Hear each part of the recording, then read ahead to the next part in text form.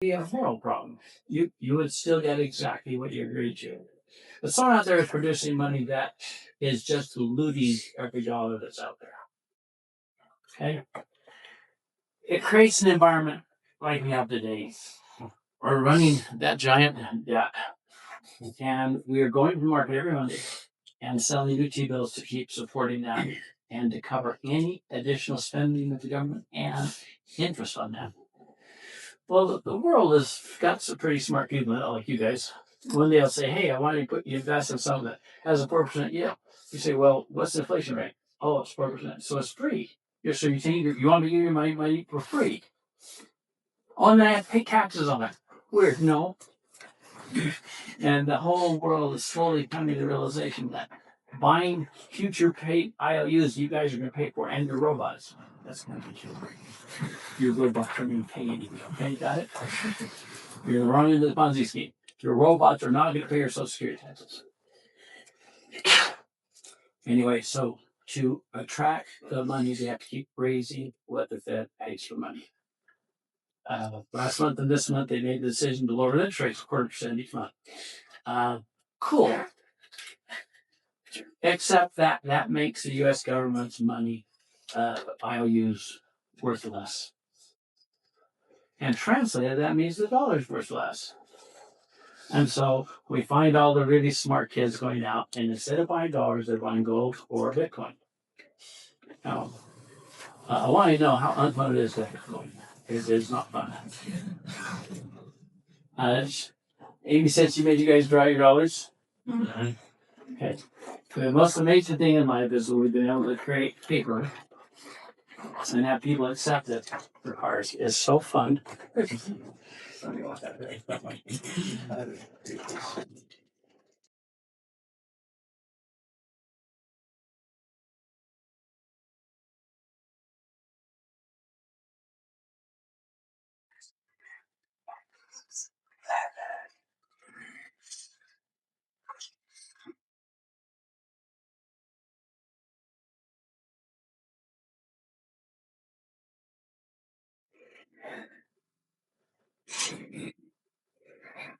Matthew Cutter, we trade that paper for cars. I want to know that's one of the greatest miracles I've ever known. Render creates something that's not accepted for a car. Blows my mind. That's cool. And now we got some big wigs over the keystroke instead. And people are still sending us cars in exchange for that. This printer. I could have sold all if they're 20, that's them all my gosh. That's a miracle. Put on your list of miracles that we rule the world, we get them to take printed money in exchange for cars. That's okay. Show me your best looking dollar bill. Do you want to pass forward so you can take a look at it? No, unless you want. Okay, it's like that's pretty good. Hold them up. They have some pretty good. That's probably best. Oh, yeah. You can trust that one. That is the only one. Okay, and the question I like to ask is, what makes my paper better than your paper? I mean, some of these guys have some pretty good color on their paper.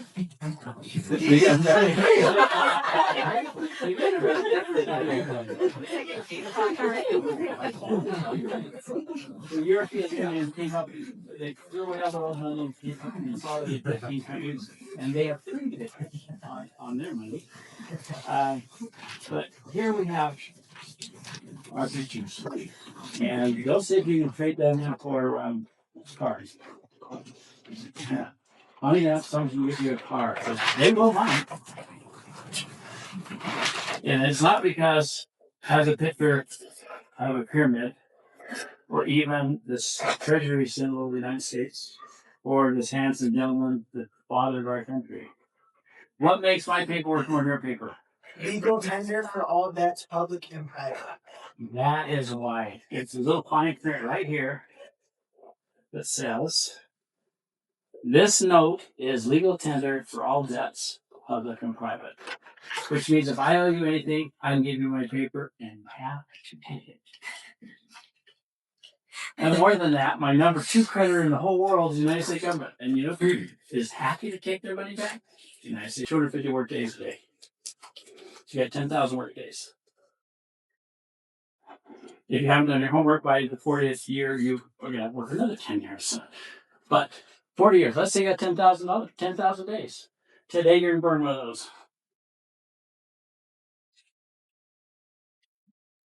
Recognize that all your resources are finite, they're your birthright, and you can destroy them and you eat them. At the end of the day, you'll be broke, poor, and dumb. So you come with Amy to learn enough knowledge to understand if you're going to trade off your body for money, let's make sure you do it effectively, i.e., get it highest possible rate, and then use it in such a way that it'll support and sustain your life forever. The biggest problem anyone has on saving money and becoming worth $1 million is we don't believe that now. We're afraid. We're afraid that's not possible. So we're going to do a couple of games here to show that we can absolutely do it if we will. But we have a particular problem as a people. We think God wants us to be poor. You think God wants us to be poor? Yeah.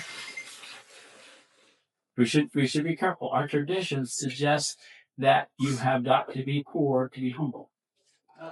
No. Having $1 and throwing it in the Italian bin to say I'm humble is not as impressive as having $1 million and throw $100,000 in there. That will require some real character. Even the widow's mite parable described that. It's easier to part with a pittance than it is to part with some massive. Kids, you just traded your body and mind all day for the privilege. We as a people are dedicated to establishing the kingdom, so we love paying tithing. The joy of my life is paying huge amounts of tithing. I paid a lot of taxes too, which gives me some consolation. Every time someone makes you an offer that says this is without taxes, or you're through, until you pay tithe and tax on money, you don't have anything. Smart it now. Pick a number like pay $1 million a year in taxes. That was a great goal I crossed one day. Sorry about a girl with teeth out. Warren Buffett sent a $10 billion check to the U.S. Treasury, and it was the biggest one in history. And he's please said a little note that says, please spend this as carefully as I have to spend to create it. Okay. We throw these dollars into places, and they're terrifying what some of the things they do with the money. Say, Utah used to use it just first this. They're past that now. They can't remember why they care. So, step number one, I want us to recognize that God wants us to be a rich people. Okay? A rich, humble people would be a dream for Heavenly Father. A set of people all working hard to accomplish great things and not getting lifted up in their riches to pride and arrogance. And so this whole paperwork behind this statement are a set of scriptures talking about how much God wants you to care, how much He cares, and why He wants you to be a rich and powerful people. Well, let's start with just the front of it. Here's our mantra. Work while they sleep, learn while they party, save while they spend, then live like they dream. There is a amazing correlation between the principle of the gospel and creating assets. You have to be thrifty, you have to be productive and capable, but you have to deny yourself daily. If I'm going to spend my mess of pie today, take $100 I earned today, and spend it, I'm going to do that, but I'm going to do it in 2 years. And in the next 2 years, it's going to grow and become substantive and start contributing to my life and welfare. If I do it well enough, that $100 can feed and clothe me forever if I wait long enough for it to start contributing. Okay? We need to recognize that. Let's just notice this first one. Verse 19, see it halfway down? He who receiveth all things with thankfulness shall be made glorious, and the things of this earth shall be added unto him even an hundredfold. This is what God would like to do for us.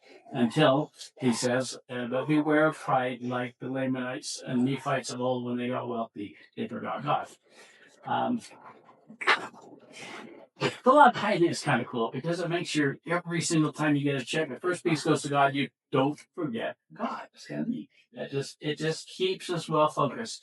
And if you do it carefully, you'll find out to your amazement the 90 cents will pay more after paying God than it will if you start before that. Taxes are not quite as consoling, but taxes are scary. That's the other thing when you're selling your birthright for a mess of pottage. If I earn $100 a day, first 10% goes to God. The next 38% goes to the government. So I take my 52 cents and I go to these, see what's on discount for 52 cents instead of $1. Recognize after you sell your $100 that you don't get it all. You find out you only have $70 or $80 to spend. This is a great country. The kingdom is great. We're happy to pay our share. But going along, what we need to do, if taxes are trying to take half of it, I just ask God to give me $2 instead of $1. You can meet the requirements of the circumstances of your life and still function. He says he's going to give me 100-fold right there. 100-fold. He doesn't want us to be poor. He wants us to be right, honorable. You kick back in there and bring him. He says, hey, God likes to do every single thing I can manage without apostasy. So start on the premise. Seek ye first the kingdom of God and its righteousness, and all this other stuff can be added to it. The earth is the Lord's and the fullness thereof, and he wants it controlled and managed by people who are trying to establish his principles.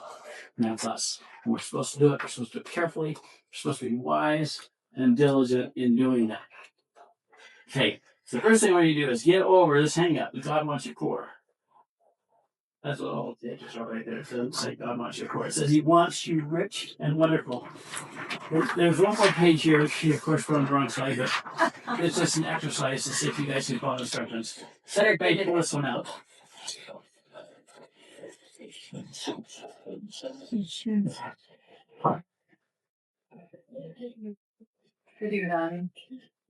A quick religious question. You guys know what the old covenant was? No. This is the covenant God made with Abraham, Isaac, and Jacob. He said, if you yield to good, I'll be your God, and I'll make sure you do better than anybody else. This was what Esau sold for a mess of pottage. Two versions of that in scripture. One says it's porridge. The other one says it's reeds. It was he sold his whole birthright for that. Okay. But one of the promises God made to Abraham, Isaac, and Jacob, they'd be a fury people, they'd be his people, they'd be the most productive, they'd be the wealthiest people in the world. And so there's this little note coming out of Deuteronomy. Remember the Lord thy God, for it is he that giveth thee power to get wealth, so that he may establish his covenant, which he sware unto thy fathers, unto you. Okay, because the promise of Abraham, Isaac, and Jacob were, if you do right, I will make you the rulers of the world. I'll make you the head, not the tail. You will be the lender, not the borrower. The scriptures are just full of how God wants his people to deal. He says, don't lend to each other. That irritates me. Lend to Gentiles. Okay. You guys go through the Bible. It actually says that. Lend to them. You're the head. They're the tail. If you borrow from the Gentiles, you're the tail. And they want you to go sell your birthright for a mess of money and pay them interest because they don't want to work. They want you to. Do not get into bondage to anyone ever. All of our commitments have already been made to our Father in heaven, and we don't have the luxury of selling part of our rights, our future, and our birthright to Gentiles. Don't do it. Just do not do it. Do not do it. I need to be able to say, like John Tabor, I'm God's free man. And Jesus said, when I make you free, you're free indeed, unless you go back into bondage. Don't do it. Okay, that's the religious side of my talk. I'll try not to get too far into that anymore. Just remember, they're good principles. You have to deny yourself daily in righteousness. You have to deny yourself daily in economics. Because whatever you do get a hold of, you can destroy it. The stupider thing than going to be spending today's money is going to be spending next week's money. Let's be wise. Make sure if you trade off something very valuable, you got 10,000 of them. You trade off something very valuable, you make sure it gets in your hand and you manage it and tell them forever. I'm going to tell you about some horrible things. This number up there is the U.S. national debt. The reason you care is because there's some old nasty old people that think you're going to pay it. We spend it, we think you're going to pay it. Very, very unhappy. It clicks over so fast. $38 trillion. Debt per citizen, $110,000. That you guys. Debt per taxpayer is $327,000. Does it scare you that only a third of the population are income producing? The other 2/3 don't. They're students who do. I'm not making sick jokes. Okay? Your third, you're going to be an income taxpayer. And your 1/3 of the population is after service. The interest on that debt and the debt sooner or later. And if you don't, a terrible thing happens. Every dollar in your hand next year is going to be worth 3% less. Inflation is a ravager of assets.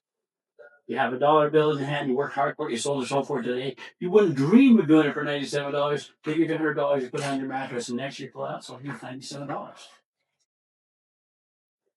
Your generation has spent more time worrying about these two realities and inflation than any generation before you. It's a terrifying little reality. It's a bill of goods that's sold to you by people who spent the money in advance. You get to get back. I want you to be irritated about that too, and use that in your book. Okay.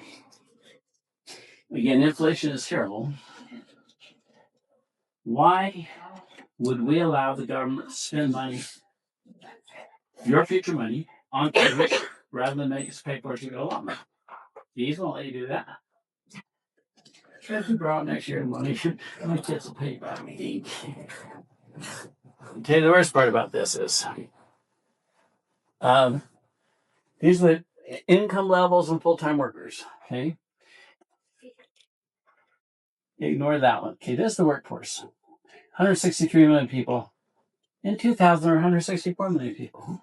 You guys know what a Ponzi scheme is? I hope you do, because there's flirting through this village every week. I see another Ponzi scheme where we all pay up for it and you get a high rate of return, and the last people investing are always on the shore of it. Well, Social Security is a Ponzi scheme. It was sold to us as an investment. Retirement plan that we invested money in, it stacked up, makes sure we go, and then they give it back to us. Okay? That's what they did. They took the people that rolled that day, assessed us this week, and gave them this week's money to pay for them, and there is no corpus in the Social Security fund. It has a little bit of assets, which are expiring in about 5 years. You know what that asset is? U.S. government T-bills. It's the only thing allowed by law for the Social Security fund to invest in. So if you're already coming up with problems like that, and by the way, that's the good news. 1/4 of that is the Social Security fund. Okay. Ponzi schemes only work if you keep finding more and more victims. So look what happened. Your workforce actually went down in the last 25 years. We were planning on you guys all getting a job and we could take your Social Security money for them and pay you old people. But you didn't get any new jobs. You know what's going to happen next? You guys are going to say, great, tax those little buggers and get Social Security so they can pay me because I'm old now. Okay? And you ready to find out? The work's being done by a robot. You know how much Social Security they pay? We're all unhappy about Donald Trump's tariffs. If you buy a car that's made in Detroit for $50,000, $7,000 has already been paid in the Social Security fund because of the workers there. If you buy it from Japan, you know how much went in the Social Security fund? None.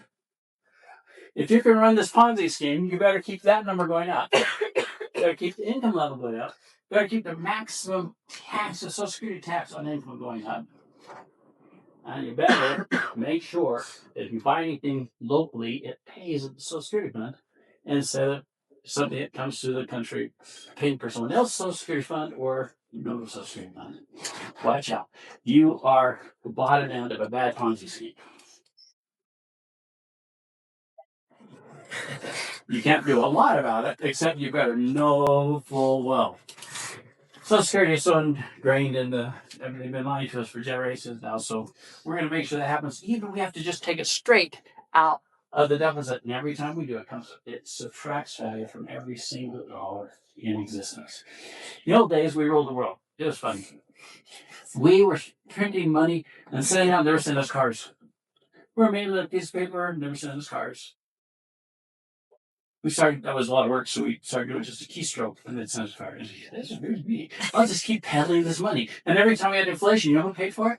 Every single holder. So we were taxing the entire world with inflation. Well, unfortunately, we've been doing that just long enough to kind of onto us. Well, we actually brought the United States in school about what we're doing to them. They won't let's not do this anymore. So the smart countries inflate their currency exactly the same rate the United States does so that they don't get an economic advantage or disadvantage when they import and export. I might do anything for this class, but recognize they're expecting you to pay Social Security. And you're expecting your little brothers and sisters to pay Social Security. And at some point, that's going to break down like a robot for its input. And there's nobody paying Social Security. Just use that machine. And what happens is everyone old votes for whoever says Social Security is sacrosanct, which means you're in bondage if you're employed in America. Okay? And you didn't vote for that. And that's why I'm saying don't get more in bondage. You're already so sold. You are so sold. Be aware of it. Recognize you only have 50 cents on every dollar you make. And make sure that you don't owe that to anybody. That you're putting it away and manage it in such a way that tomorrow's a better day than today. Okay? Take a peek at this one. They use it draw on the board. Amy doesn't like it anymore. She can't read it. What this chart is supposed to do is tell you that life is not always the way it is today. You guys all look beautifully well cut, so I see the times of eating every day. That's kind of cool. Yeah, well, I don't always be that way. One day you'll have to be feeding other people. So when you least expect it, you find yourself back in bondage. Okay. What this is supposed to show that over the course of your life, your expenses go up year after year, almost without failure. I used to use President Wayman as an example. The day of his death, he had a higher cost of living than he'd ever had in his life. There's a funny little scripture that says, as goods are increased are them that eat them. Okay? Doesn't mean you're getting fatter. It means you're surrounded by people, family, charitable causes to work at that hand. Okay? The yellow tells you what's going to happen in the expenses of your life. And it'll terrify you that that number is more real than you think.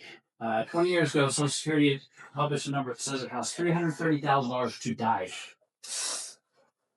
To die. Those last 6 months of your life will eat anything you made along the way. So the expression was we squander our health in search of wealth, and then we squander our wealth in search of health. Be careful. This is a real number. It goes up like crazy. Anybody's had a premature baby. People ask when we saw $600,000 if you're out of the hospital. Their costs are going to come at you hard and fast. You cannot afford to be on the wrong side of this curve. Your costs are going to be going up. Now, if you're going to sell your body, maybe your money, daily, here's what's going to happen. This is blue money. Okay? Your income's going to go up. You're going to get right out of school soon. You're income producing, tax paying person. Okay? And your income's going to go up. If you're out in construction or laying carpet, somewhere right here, your knees go bad. And your productivity based on your mind and body peaks like you're working for someone else. Okay? It peaks and starts dropping. At the same time, all the costs and realities of life are accelerating. Now, What Amy and I are going to propose to do is this gap right here. Your income is up there and your expenses are down here. We're proposing you take and mobilize that difference to make sure that your income goes up at the same level forever as your expenses. Funny thing about life, I can often choose how much I spend today, unless I'm bothering to myself. You don't always get to choose how much money I make today. So I need to make sure that whatever I spend has some association, some correlation with the amount of money I make. And I want it to be way less. I'm trading my body today for $100. I want to make sure at the end of this day, after I'm eating, drunk, everything recreated, that there's still a giant piece of that that's going to sustain the resource I need to make to cover that gap. You understand that concept? Yes. Your costs are going to be going up with or without you, and you may or may not be able to put your income above that for your body. So we want to take this difference and get it invested intelligently so that it will continue to grow so your income stream goes up faster than your expense stream.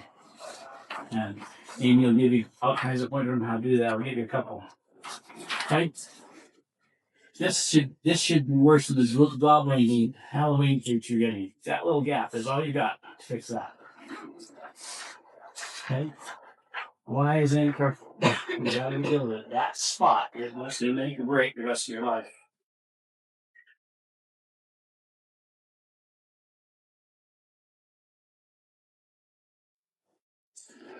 And these next fun little charts I like to use because the 3 or 4 things will ever make it so you can't save money. Number one is you have a bad job or you're not that. And again, looking at the chart, whatever job you do get, you better have a plan on how you keep that income rate growing. Because if you're still to see these stairs down here, your payments per hour should be exactly the same as the day you started. Because make sure that within a profession or an activity that always grows and increases. Number one asset is your mind, your knowledge, your experiences. We're going into a brave new world, which is the most exciting thing possible, except that robots don't play Social Security. Other than that, it's the greatest thing you can imagine.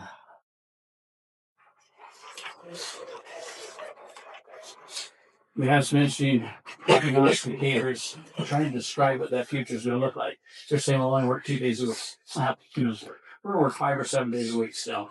There might be less of us working, but all we're going to do is to provide more goods and services for one another. And it's a wonderful, exciting thing to look forward to. If you go back to this, again, to the left-hand side on the bottom, these are 2 statements by some of the thought leaders in AI. And what we want to notice, you guys have a fabulous new future. It's going to be different than the past, but it has always been different than the past. For several hundred years in the Middle Ages, it changed. But boy, soon we had the Industrial Revolution, this thing growing by leaps and bounds, and it has always ended up at higher standard of living, more opportunity and resources than ever before.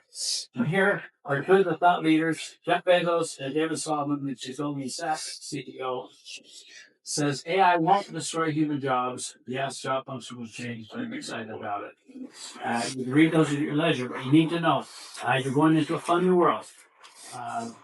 Just make sure that you're postured so that you're smart enough to bob and weave as the circumstances of life change, because they're going to change. And if it's always been your desire to go on big ditches, you might be obsoleted by robots. If your job is you want to write papers describing life, that might be obsoleted by a robot.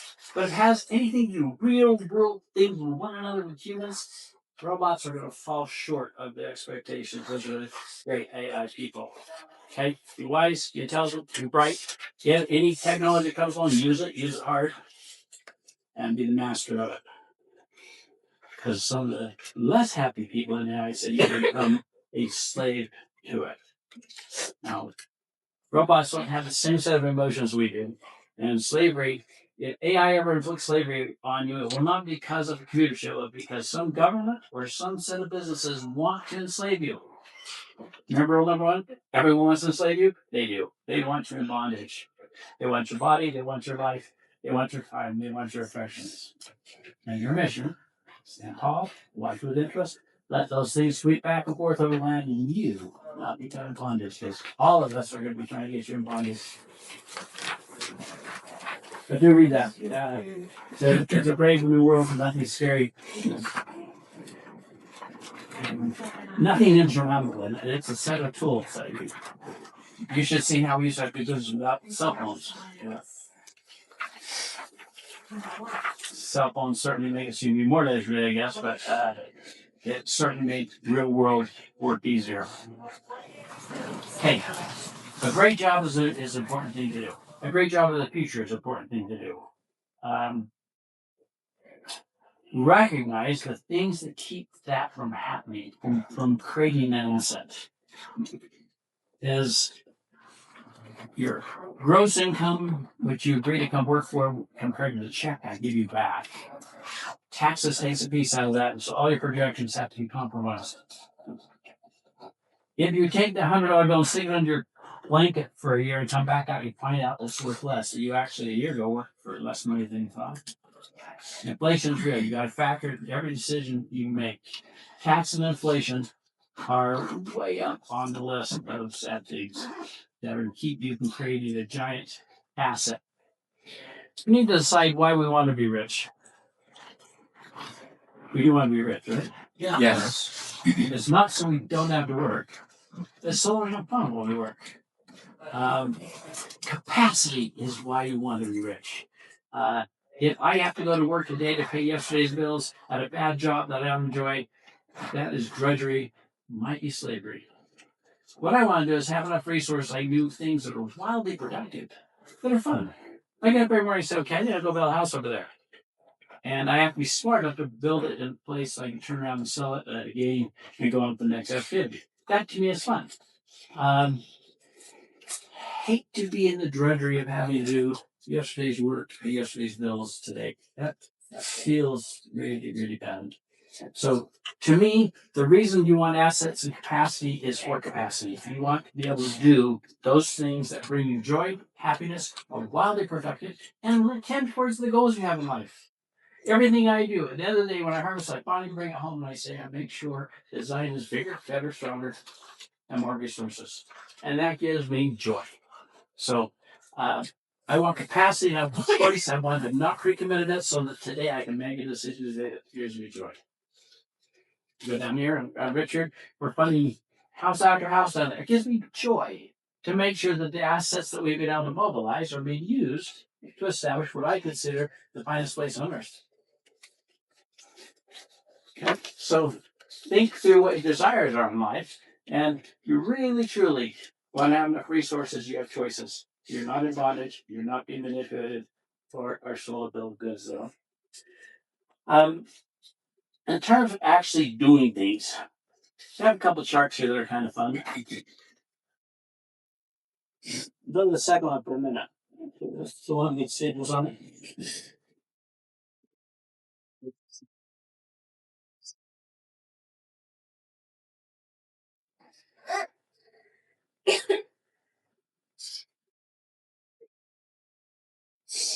Because taxes are such a hard item to get around, and I don't mean to doubt, I mean you have to address. You have to make enough money to pay your tax.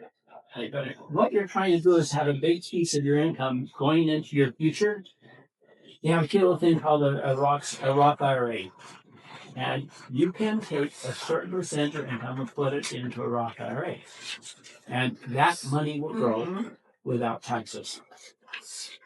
Okay? It can grow as big and as far and as fast as you can go, and it comes out without taxes.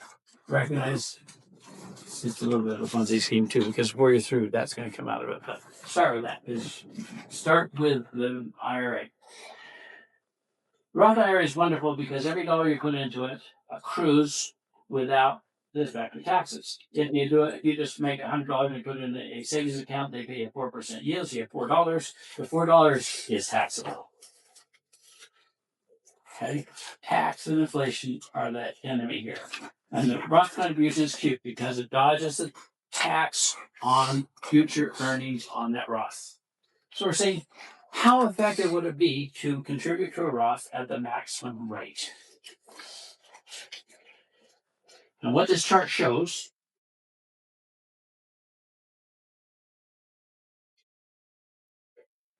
if you put $100 a month, am I got the method right? The starting amount is 100, but the annual contribution is you're maxing out the amount that you can contribute to your Roth, Which is the $7,000. which is the 7,000 for 2025. Yeah. Okay, so you can put up to $7,000 a year into a Roth IRA, and it will grow without taxes on it, in theory, forever. Okay?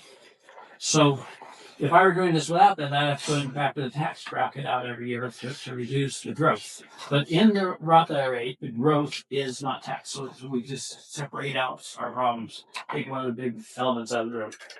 And you'll say about $7,000 is $524 $583, roughly. a month. Yeah. Okay. If you do that at a dumb rate of return of 6%, compounded, here's what your charts look like. 10 to 50 years, you got $2 million. Not nothing. Attainable. Question is, what percentage of your income is $7,000? If it's all of it, it's still worth it. Keep living with your mom, get fat, keep some home, and get the money in the IRA so it's growing because you are, and your spouse are. Okay, that's the maximum contribution at 6%. Page 1. Go to page 2. If you manage that asset very, very minimally, that number becomes $8 million. Okay? The U.S. stock market last 50 years average 11%. And this is not inconceivable to get those kind of yields. Okay? But just a change in the interest rate from 6% to 10%, change it from $2 million to $8 million. This is not scientific. This is reachable.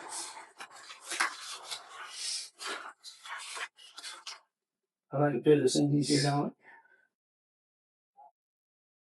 The next page is the Roth, or excuse me, the 401k contribution. You give access to a 401k, and the total contribution for 2025 was $28,000.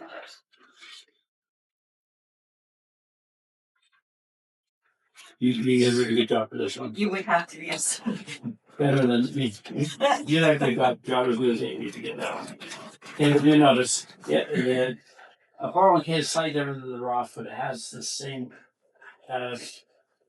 growth without taxes. And here she's got a much bigger number. Here's a $25 million. What we'd probably like to notice is those are not impossible dreams. There's just things that can happen.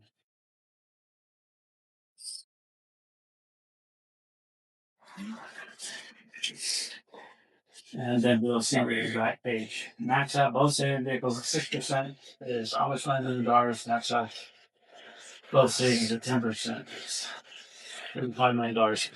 One other thing you might notice, if you come to work for anybody and they write your check for $1 before taxes, they're paying $1.10 to write that check because the employer has to send taxes too.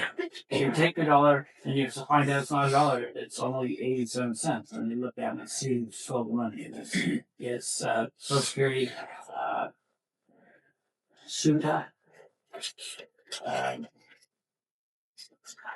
You haven't said the cost on your side, but the employer at low income levels pays almost as much on their side above your dollars. You lose below your dollar. This is a terrifying number. If you added to that the negative position that has already been accrued for Medicare, it's another $50 billion, and Social Security is another $38 billion. Okay, so what we call the national debt is huge, and sooner or later they're going to get out of you because the robot refuses to pay its taxes. It's so weird. Okay? So they want the money to be from humans. So, welcome to America. Can you imagine people are still trying to sneak into the country? Don't they know this? Hey, let's look at the simple fun one.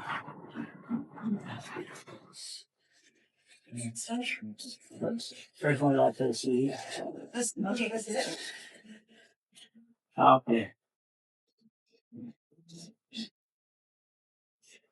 this separate one, we're trying to notice how simple we can start this activity. I used to have this all labeled a latte a day. Okay. So we rush over there, we got to start ourselves a $5 latte. This is based on a $5 latte 30 days every month. Okay. The $150 going into savings now is a beautiful thing. High school students go get a latte a day. It's so weird. They don't have a job, but somehow they get a latte a day. So it's kind of fun. A latte a day gets you $150 monthly deposit. And over the same formula, 6%, at the end of the day, you got $1 million in savings someplace. You have to start. We had to notice a couple things about, have you told them about compound interest? Yes. You guys understand compound interest? Yes. Okay. Compound interest is the reason these numbers don't work. If you look at these, the yellow is the amount actually deposited, and the growth is all a result of compound interest on the asset growing. Okay. One of the great scientists called compound interest the wonder of the world, was the most amazing concept that it actually works. If you start today at $1, and next year you have $1.10, the next year you have $1.21, the numbers are righteous. They grow beautifully, and you just have to make sure you don't have any dents or holes or potholes or bondage or minus interest instead of plus interest. Okay, but that's wonderful. 6% rate. 50 years later, you have $1 million. Like 60 years later, you have $1 million in your IRA. 10% is $7 million. Real things attainable today instead of my latte a day. Okay. I mean, I love the other one where she puts $7,000 a year into it, or $23,000 a day. This one is $5 a day. And in a reasonable period of time, $5 million sitting there. So don't pretend it's not doable. Recognize you're not doing it. You know, there's between those two. Recognize you're not doing that. And by the way, I'm not opposed to a latte a day. Just go get $10, but one $5 here, and then get the latte, so that you have enough energy to go earn the $10. Well, what we want to do is not be so tight we can't have a life, but we need to recognize that one whole piece of this. I sold my birthright today for $10. I want to make sure that when I die, my kids are fighting over that $10, which is $1 million. Okay, I'll use wisdom between now and then to make sure they don't get the habit. So, but it'll be there. The growth and development will be there. That's our mission. I'm going to trade my life today for some money, and I want to make sure it is serving me for the rest of my life. And these things show you can get from here to there if you be diligent, which is why we have this Ten Commandments of Smart Money. The Ten Commandments of Smart Money are a set of warnings to make sure don't steal the dream. And I warn you, everyone wants to.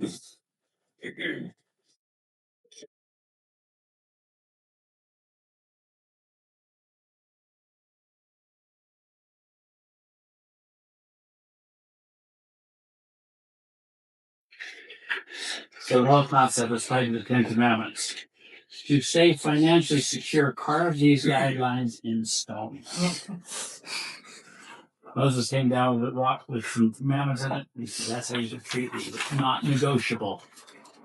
First of all, thou shalt not forget that skillful salespeople can manipulate thy emotions.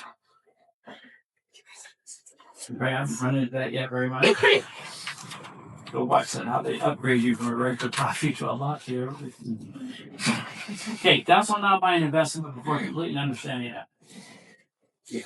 You're, by accident, you're going to have to end up making some investments. Partly because in your IRA, until it gets substantive, you're probably going to have to keep it in stock markets and things like that. And you need to be wise. And in the stock market, you're about as well off to use a diversified mutual fund or something for a while. But sooner or later, you're going to have to get that properly deployed in such a way that it's not someone else playing word game with your money. You want to get it out to where you can see and touch the asset and go back and kick the tires on your rental property or something that is inflation protected. Thou shalt not buy an investment before completely understanding it. We don't understand most investments in the stock market. Recognize there are people who use it, they manipulate it, they make sure they're making more money than you do. Recognize that you're a little bit at risk on the stock market. That's how we remember there's no such thing as a free lunch. I get a flyer every week from an investment plan that wants to give you free dinner at the nicest place in Henderson. If I'll just come listen to their sales pitch. I know, but if I walk past the thing to go, do the people that are doing it. There is no such thing as a free lunch. This one's a little more interesting. Thou shalt put thyself in the seller's shoes before buying. Why do they want to sell me that house instead of what's in it for them?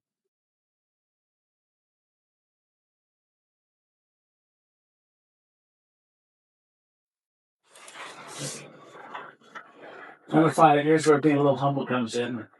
Thou shalt not ever believe thou art too smart to fall for bad investments.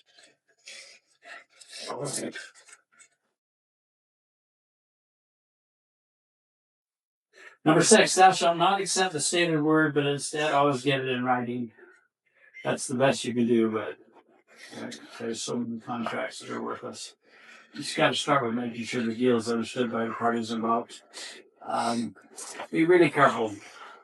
I know a couple of people around the village are investing in a little thing that is, you give them a check and they give you back half, but they say good half for you. You say, so where is it? Huh? I'm not saved.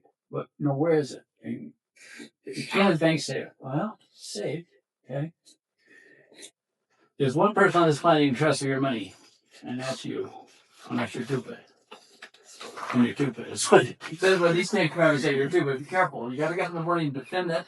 And after you convince yourself to sell your body today for money, you have to be convinced to defend, protect, and secure that money. So here's some of the rules. Thou shalt not buy anything that is too good to be true. That's the most common set of promises you can get. It's too good to be true. And the other one is, thou shalt avoid limited time offers like the plague. You got to buy today. Yeah, has to be tonight. Sorry, did I hear a problem? Thou shalt not depend upon a regulator for protection. This is another scary thing. You say in the stock market, the stock's registered, approved by the SEC, it's on the national stock exchanges. Someone's going to protect me here, I think. They're not. All they do, every regulator, as soon as they're 10 years into it, become defenders of the perp instead of the victim. Yeah. How do you trust a bank account when that's the case? Which one? Any The banks? Yeah. Should worry a lot about that. We have the Federal Reserve's job is to guarantee the bottom $100,000 in your checking account.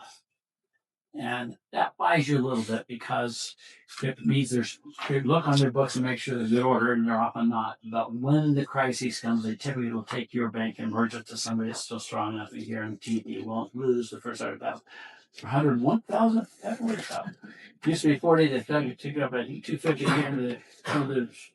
And they should give back 100. I think so.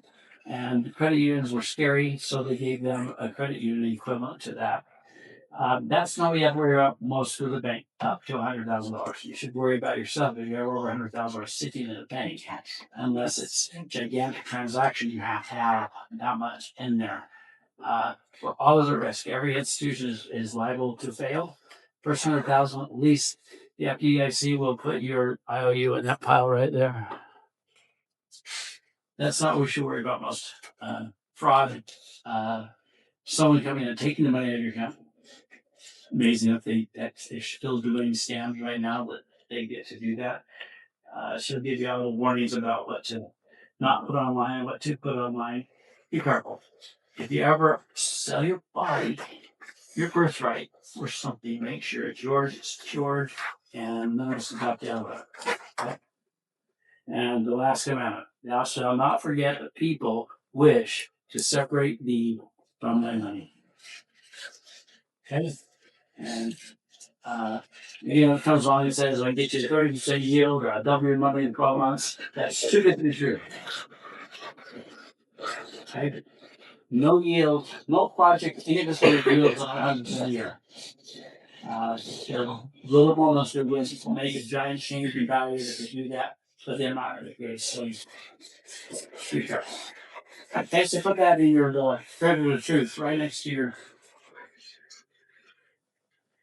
whatever you say about your future.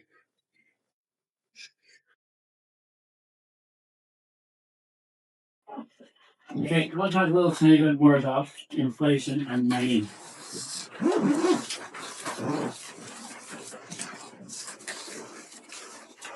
Let's say you're in charge of establishing money supply. Think about how you decide how much money should be. How much money should be? Well, try this for a metric. Money is designed to facilitate transactions of goods and services. That's all it's for. Okay, it is not a terribly good store of value long term, but great item for facilitating transactions. Let's say the population of the country is going up 3% a year. There might be a legitimate excuse to grow the money supply of the country 3% a year. If you put it at 10% a year, you would make inflation faster. If you put it at 0% a year, you would constrict transactions. So if our gross domestic product, all the goods and services of the United States are growing at 3%, population growing at 3%, there better be a mechanism to augment the money supply for about 3% a year. We talk about morality of money, and it's like saying morality of a gun. Well, depends on which end of it you're on. Money is just a tool to be moral or immoral with. It's just a tool. It's a device for transactions to make them more simple. But if there were a question of morals, the question is, they give you $1 and you find out next year it's not worth the whole dollar. What happened? And who got the benefit? If they were originally increasing the amount supplied by the amount of the change in goods, GDP, goods and services, and personnel, population, it wouldn't be a moral problem. You would still get exactly what you agreed to. But someone out there is producing money that is just looting every dollar that's out there. Okay? It creates an environment like we have today. We're running that giant debt. And we are going to market every Monday and selling new T-bills to keep supporting that and to cover any additional spending of the government and interest on that. Well, the world has got some pretty smart people like you guys. One day they'll say, hey, I want to put you invest in something that has a 4% yield. You say, well, what's the inflation rate? Oh, it's 4%. So it's free. So you think you want to give your money for free. Oh, and I have to pay taxes on it. Weird, no. And the whole world is slowly coming to the realization that buying future paid IOUs you guys are going to pay for, and your robots, that's going to be killed. Your robots are going to pay anything, okay? Got it? You're running into the Ponzi scheme. Your robots are not going to pay your Social Security taxes. Anyway, so to attract the money, they have to keep raising what the Fed pays for money. Last month and this month, they made the decision to lower the interest rates 0.25% each month. Cool. Except that makes the U.S. government's money, IOUs, worth less. And translated, that means the dollar's worth less. And so we find all the really smart kids going out, and instead of buying dollars, they're buying gold or Bitcoin. Now, I want you to know how unfun it is to Bitcoin. It is not fun. Amy said she made you guys draw your dollars. Mm-hmm. Okay.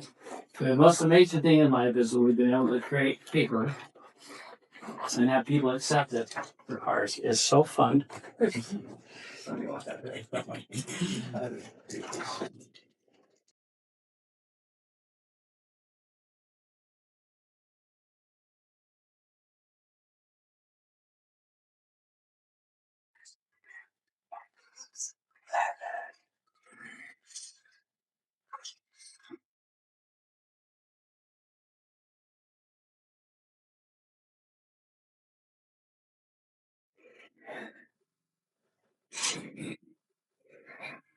Matthew Cutter, we trade that paper for cars.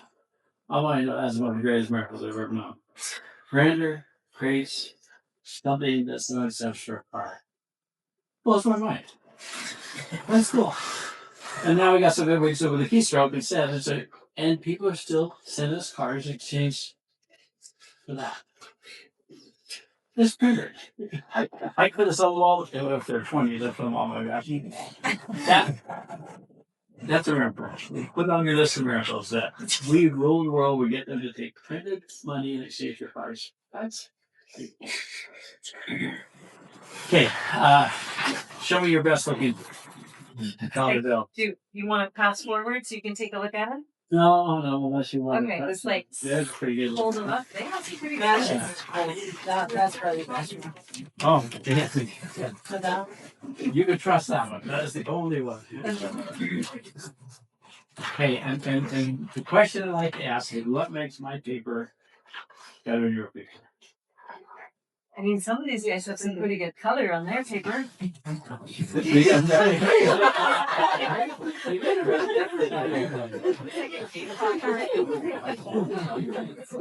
The European Union came up, they threw out all the consolidated 15 countries, and they have free papers on their money.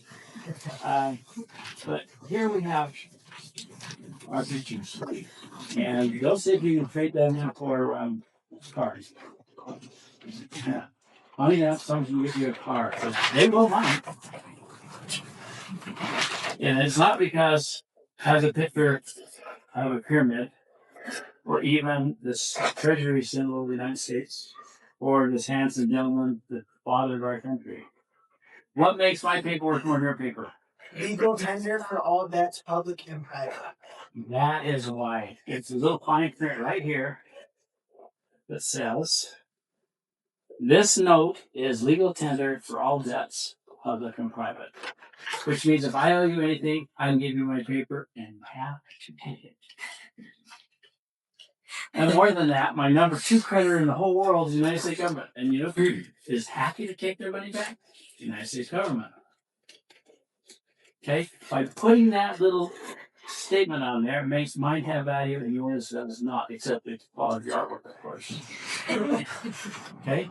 So, now the smart boys are going out and they're buying Bitcoin. You can't have Bitcoin? You can't make it?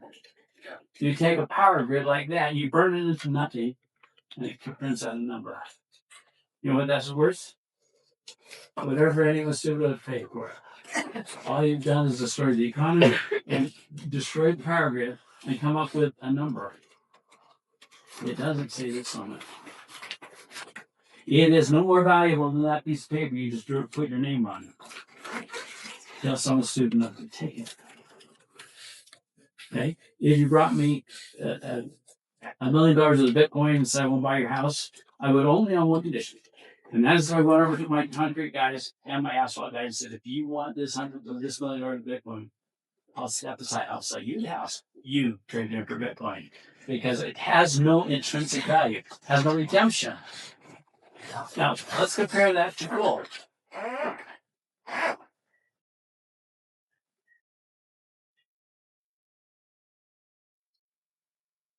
Let me give you a couple of coins.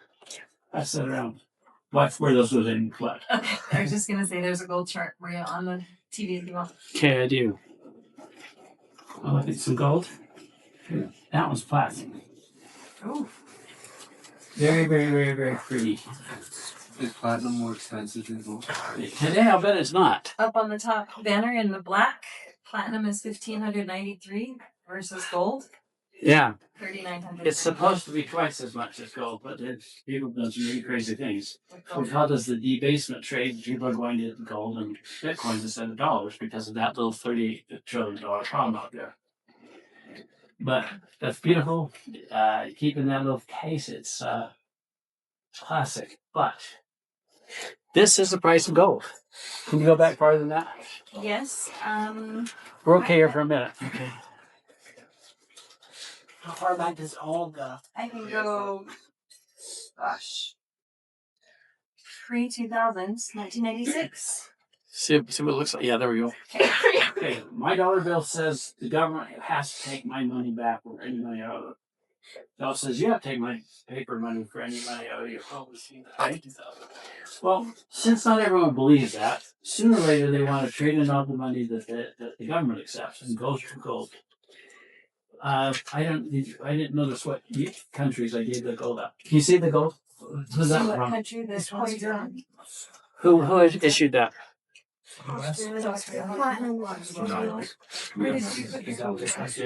It's called a panda. It's 1 ounce issued by China.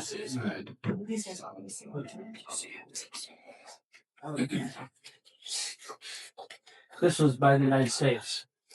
But the important thing about this having a government, it guarantees it's 99.99% gold. And so you don't have to decide what dollars are worth this gold. Every country in the world accepts this payment. They don't care if it's the United States or China. The reason they like it is the United States. It means United States guarantees that the gold is in there. But one of those is for China, one of those for Australia. It has intrinsic value. Okay? It doesn't rely on that little inscription that says you have to take it. You want to take it. It's real. Okay? And so I have a word I like to use. It's called fiat. And fiat, besides being a small card,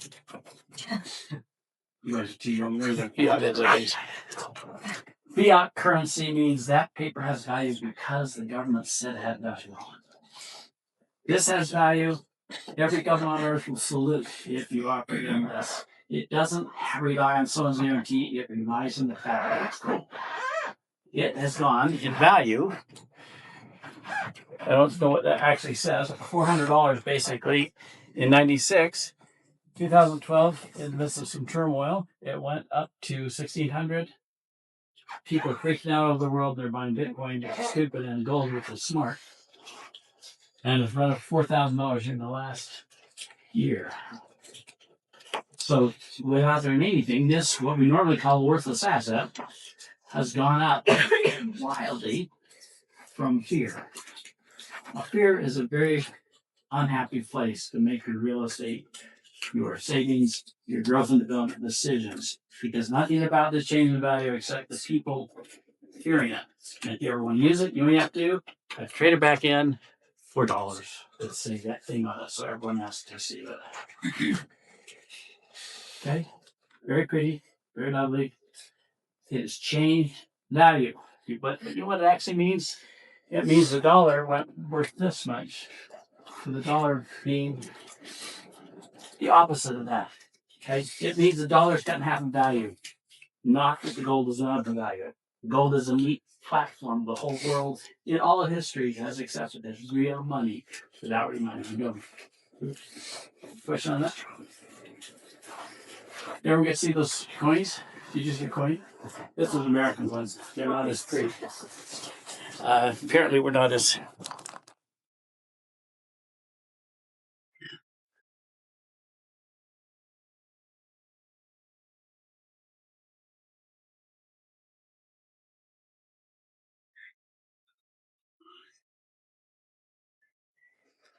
Mexican government guarantees that one. Anyway, all the countries of the world do this. And they don't like you competing by printing your own dollars. They're funny about that. So they're all encrypted in some way. There's an Australian one. If you want a picture of a kangaroo.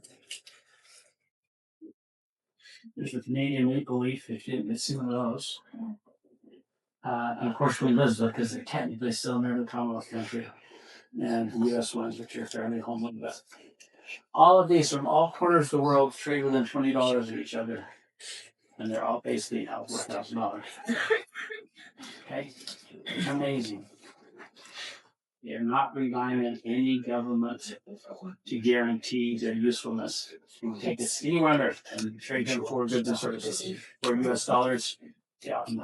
What, there was a question on the value of each of these. What is the value of each of these coins? $4,000. That number right there. How come it says 50? On it? Yeah. That's kind of a cute little thing. If the value of the dollar went down far enough, it's US tender at $50 plus whatever the market has for an ounce of gold. Oh. It's a dumb little thing. When gold was $35 an ounce, it was cheap. Okay, and gold was $35 an ounce in the 30s. And that's $69 under the Nixon administration. Think about that. Why would governments fear dollars? Gold. They lose control, trackability, and taxability of money. So, yeah, I think in 1935 they made it illegal for Americans to own gold. They're supposed to go trade into that paper. Of course, it just went under the budget for a long time. So it changed the legal value of $100, then it went low. And now it has gone from $400 to $4,000.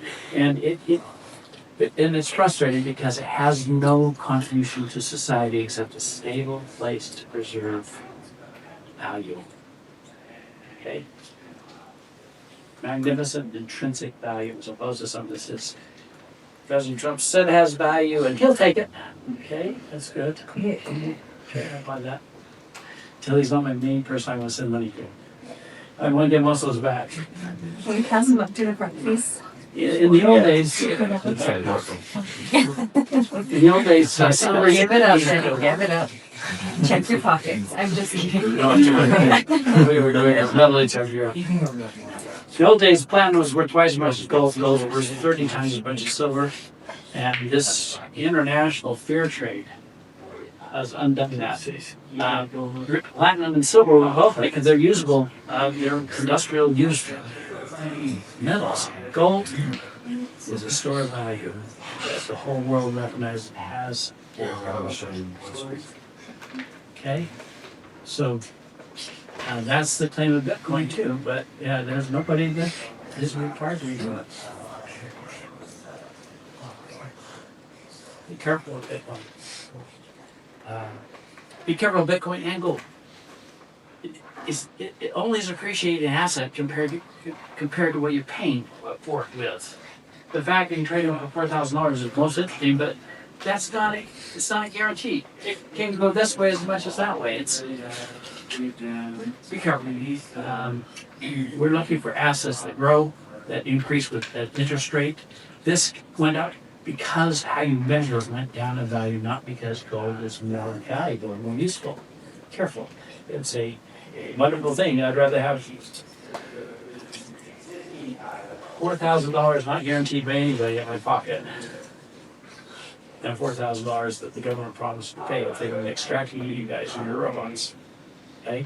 That's why it's going to value. It's going to price. It was not sustainable, by the way. I'd be a little careful about buying too much gold for $1,000. Did I get most of those back? No. The old days I was only worried about $4, not $4,000. Which raise, you look at the function of money right here. Lists all of them, but one of the fun things about this, so what have we got here? 1, 2, 3, 4, 5, 6, 7. So 7 times $4,000. I can buy a $28,000 car with this. The only thing about 3 minutes on the computer say yes, we'd rather have that than your cashier's check. Gold and silver, to a little lesser degree, are fabulous currencies that people always accept everywhere. They'll send for our car to carry it to the bank because it's not trackable. If I send with a check and the check gets lost in the mail, they should replace it. Because the transaction hasn't technically occurred till the bank. This is wildly dangerous. It is fungible. If you walk out with this, you have $4,000 worth of value. It's there. It's not redeemable. I can't retract it. Maybe just to recognize the difference between real intrinsic value asset and a piece of paper that the government says has value. Dealing with government, we all are, whether we like it or not. It's not the other book. Just remember, as soon as they touch it, it goes down in value 3% a year or more. We had 1 month 2 years ago. It went down 10% in a month. The annual deflated inflation rate was 10%. And boy, that would just destroy any growth or development you have going on in your lot to end. Okay? So do it. As soon as we get any capacity, we'll get out of financial instruments into real assets so it can't go away on us. We're looking for assets that go up with the rate of inflation. So if they change the value at all, you don't care. You charge more for your rent on your condo or your workplace or whatever. You guys are going to be exposed to inflation, but it's because you pay rent. Try hard not to pay rent. Put your house in rent yet. Rich Dad Poor Dad guy. He says the difference between an asset and a liability is whether it gives you money or takes money. So we all run out and we buy a big house. And it's a money ball. It costs money every single day. What we'd like to do is have things that, by definition, deliver money to you.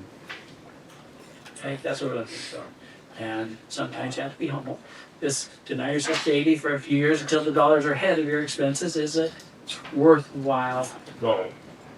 Just quickly look at these functions of money.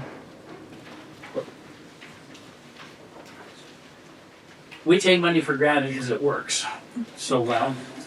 It hasn't always worked that well. When the worms got to Utah, they had no money. They had no money. And so they couldn't do business.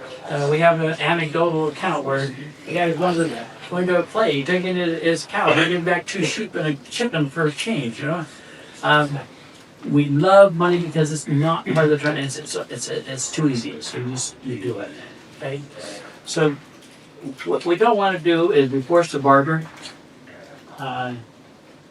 Caterpillar wanted to break into the Chinese market in 1970. They went over there and they wanted to sell them trackloads. And the government had 2 problems. Number one is that trackload was going to put 300 Chinese out of business because they went down the river every day and made gravel. So they wouldn't let them sell the big trackloads. So they said little trackloads. But then they couldn't pay for it because we didn't trust anything that they had. They made us take a set of scooters. That's boring. They went all over the world trying to sell these damn scooters to offset the cost of their tractor. And they end up, they're still there. They're in a warehouse someplace and they can't find a buyer for it. Barter is a horrible way to try to do business. And so when we do use dollars, we are able to have comparisons, whether a $5 donut is better than a $10 pumpkin pie. You know, you have a metric to look at things on. But Jamie, he worked for 7 years for a wife, you know. What's that wife worth? The third 6 years, though, he got cattle for it, okay? But so he got paid in cattle, which I guess was as good as you can do there. But you need to recognize that barter is difficult. It talks about standard of value. I say my car is worth 10 grand and you say yours is worth 12 grand. We can compare them because each of them has a value associated with it. Store of value, this is where we finally have to start challenging whether it's a great store of value. Because if you take the $100 bill and put it under your pillow, next year it's only going to be worth 96 or 97 cents. $97. And when we're working this long game, where we're going out for 40 and 50 and 60 years, we need to make sure whatever asset we hold is in fact still valid by next year. And inflation will hurt anything dollar denominated, whether it's a mortgage receivable, whether it's cash under your mattress, or money in your bank. You have to get a fairly good rate of return to make it so that you are break even on the store of value. Okay, so it notices here, money must be stable, which, again, we're on a little slippery slope here. It's not very stable. Money must be accepted. This is the fun one. If people don't have faith in the value of their money, they have to do something else. Money must be acceptable. And that's why I love these gold coins. They are acceptable everywhere, whether they believe the United States is insolvent or not. Has to be divisible. I walk in there with my $4,000, I want to buy a candy bar. And they say, can I just give you a candy bar? I can't make change. That might be good practice. You know, 10-cent candy bar? Oh, there aren't 10-cent candy bars anymore, sorry. Anyway, has to be accepted, has to be divisible, needs to be portable. This is kind of neat, because I was holding there enough to buy a car. And that's kind of fun. If it were silver, though, it'd be 30 times that big. There's a stupid show the other night. I didn't watch it, but I told about it. This guy was trying to get a $300 million ransom or something, and they wanted to use 1,000 franc, 1,000 euro Swiss francs, because that only weighed 50 pounds. $100 bills was way more than they could carry out in their getaway car. Being able to deliver money and have it useful has made our life so simple and so beautiful. Just recognize this. Store of value deteriorates over time, and all of us are in the long game, as we need over time our values to still be intact. Okay, was there anything else I wanted to go over, AB? If you want to do the description of a woman, You can do that. I love that. I also love women. Is this okay? Do you want me to go in front? Yes. What? Is this okay from here? You may use it right here. You look better up here. Okay, this is right out of the Bible, You're right. and it describes a very specific woman. Is that good enough? Okay. So I'm gonna have the describers. She layeth her hands to the spindle and her hands pulled to the distaff. What does that mean? She weaves cloth, right? She stretches out her hand to the poor, yea, she reaches forth her hands to the needy. What does that mean? She takes care of those who are less fortunate. She girdeth her loins with strength and strengtheneth her arms. My dad tells us this. He says, don't pray that the brethren have less responsibility. Pray that they have stronger shoulders. So she's strong. She perceiveth that her merchandise is good. Her candle goeth out not by night. She's industrious. She's prepared. She considereth a field and buyeth it. With the fruit of her hand she planteth a vineyard. She seeketh wool and flax, and worketh willingly with her hands. She rises also while it is yet night, and giveth meat to her household. She maketh fine linen, and selleth it, and delivereth girdles unto the merchant. Strength and honor are her clothing, and she shall rejoice in time to come. She openeth her mouth with wisdom, and her tongue is the law of kindness. She looketh well to the ways of her household, and eateth not the bread of idleness. Her children arise up and call her blessed, her husband also, and he praiseth her. The heart of her husband doth safely trust in her. She will do him good and not evil all the days of her life. What kind of woman is this describing? Virtuous. This is a virtuous woman. Yes. She is a woman that feareth the Lord. She shall be praised. Give her the fruit of her hands, and let her own works praise her in the gates.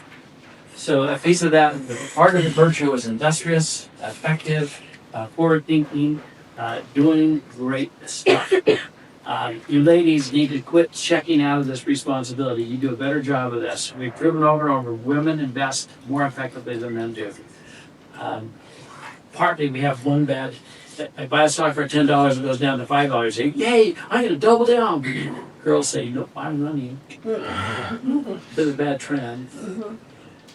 So don't sidestep this. Latte a day, you guys could be millionaires in the course of your lifetime. You don't want to be a millionaire for nothing. You want to have resources available, to have capacity, so you can do every right thing in your life. All those assets, take good care of them. Make sure that God, when he says, sit down, darling, I want to judge you, you'll say, here's what I did with mine. Here was my love, here was my affection. Okay? Thank you. We do have a refreshment out on the balcony.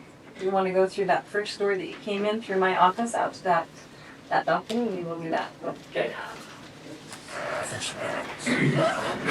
Oh, is that all of Yeah. Don't get up too fast there. Stay here. We're gonna go through